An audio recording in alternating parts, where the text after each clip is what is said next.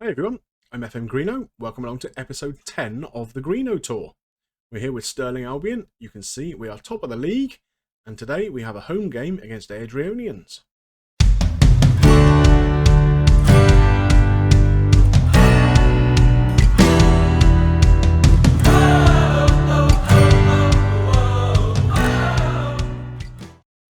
Well, it's been a while in game time since we were together last. I've actually played 16 games since our last game on camera. That was the game against Clyde in the last episode where we won 4-2. And as you can see, we remain undefeated. We've been picking up quite a lot of draws in the league games. There's about 6 of them, I guess. We've won every cup game we've played. So we played in that SPFL Trust Trophy against Cefn Druids from Wales. Beat them 6-0, which is a great result. We've beaten Edinburgh City in the Scottish Cup third round. We played Ross County and beat them 4-0 there, a championship side. So that was a really great result. We do have cup games coming up. We are playing Dumbarton in the Scottish Cup. If you remember, we beat them away last season when we were a League 2 club. And we have St Pat's Athletic, which is going to be a really tough away game. They've got proper professional players worth a few quid. So that's going to be tough. And that's in the semi-final of that bonkers competition. We've got to head over to Dublin for that one. Today, though, we're up against Airdrie, who are in 5th, I think, in the table. So, again, yeah, 5th. So, hopefully that's a game that we can look to get something out of. Let's go and have a quick look at the league table before we go and see the squad. So, as you can see, we are sat top of the pile currently. 19 games played, 112, drawn 7, undefeated so far, 43 points. Queen's Park, who came up with us from League 2 last season, they're hanging on to our shirt tails. They are 4 points behind us. And then there's a big gap down to 3rd place Cove Rangers, who are on 29. So there's a bunch of teams in that sort of 3rd, 4th, 5th place, even down to 6th where Clyde are sat, who are pretty close together. But us and Queen's Park seem to be running away with it at the moment. So, yeah, looking really, really positive for this season. Anyway, let's go and see how we're set up for the game. Well, there are a couple of unfamiliar names you'll see in the lineup today, and that's because I have made 3 new signings since we were together last. All free transfers. First up, our conveyor belt of goalkeepers. As a new guy on board, we have brought in Simon Eastwood, who is a very, very good goalkeeper who's played a lot of games in England. He played 200 games for Oxford. He'd been at Portsmouth and Blackburn before that. Really good, solid keeper at 32 years of age. Still not past his prime by any stretch of the imagination. And a definite upgrade on what we had already. So Paul Woolston, who we brought in only just before we were together last, he drops down to the bench. Zeus de la Paz looks like he's on his way out of the club. We have brought in a new left back, Hodgson.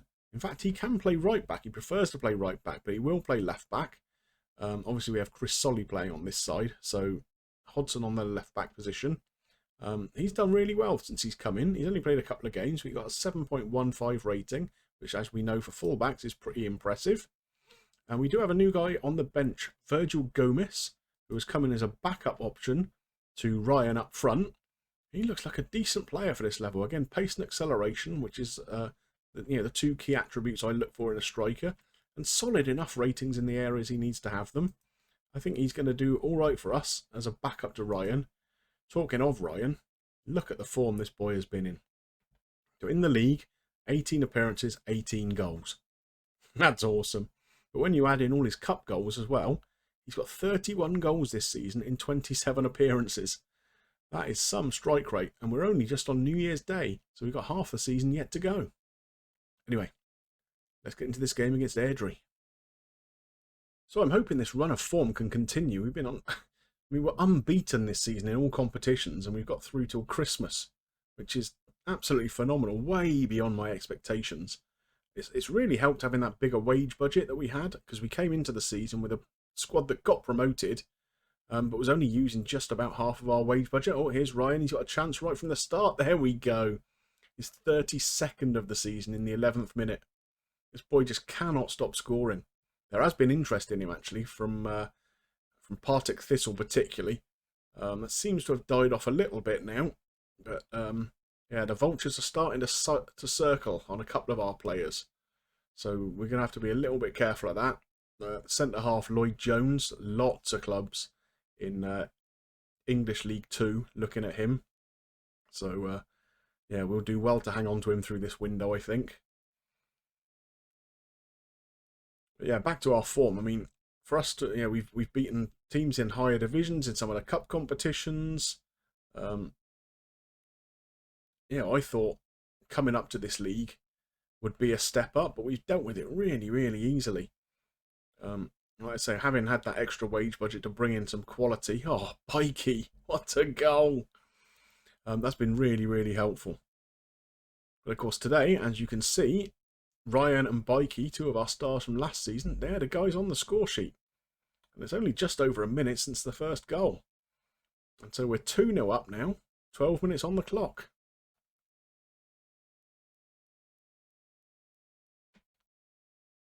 Queen of the South have taken the lead against Queen's Park too, so there could be a little bit of a surprise on the cards there. Queen's Park have been in great form too. It's unusual for the two teams to step up from a league and dominate in quite the way that we have. So, 35 minutes on the clock now. We've had by far the best of this game, not just in terms of goals scored, but in all of the match stats as well. Oh my goodness, we've hit the post. That was a really loopy throw-in, wasn't it? Oh, Queen of the South are 2 up now, and it's our ex-player, Occo Flex, from last season. If you remember, we had him on loan from Celtic. So, he's doing us a favour. Good on him. So, half-time, we go in at 2-0. You look at the XG here. We are absolutely dominating this game. We have had 5 times as many shots as they have. Really happy with the way that's gone. Assistance being a little bit harsh. I'm just going to say we're happy and keep it up. Straight back out for the second half. No need to change anything. We're going to have to keep an eye on Kapekwa here. He is tired a little bit. We do have Verhjelder, the Celtic loanee, on the bench, although Neil Lennon is threatening to pull him back from his loan because he hasn't been starting enough games. So we might be in the market for a new centre-back. Oh, there's a great save by Eastwood. Well done, mate. Showing his English League pedigree there. And we're up to the 70th minute, and I think it's time to make a change or two. Pekawa, I think, is done. We will bring Verhjelder on for him. Do you know what? We're going to give Virgil Gomez a go.